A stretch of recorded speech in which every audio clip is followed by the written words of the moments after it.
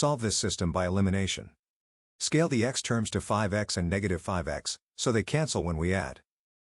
Multiply every term in the first equation by negative 1. Multiply the x term by the same factor. Now multiply the y term by that factor. Finally, multiply the right side too. Multiply every term in the second equation by 5. Multiply the x term by the same factor. Now multiply the y term by that factor. Finally, multiply the right side too. Add the aligned equations. The opposite x terms cancel. The x terms cancel. The y terms combine to 16y, and the right sides combine to 32. Divide both sides by 16. That leaves y equals 2. Use y equals 2 in the first original equation.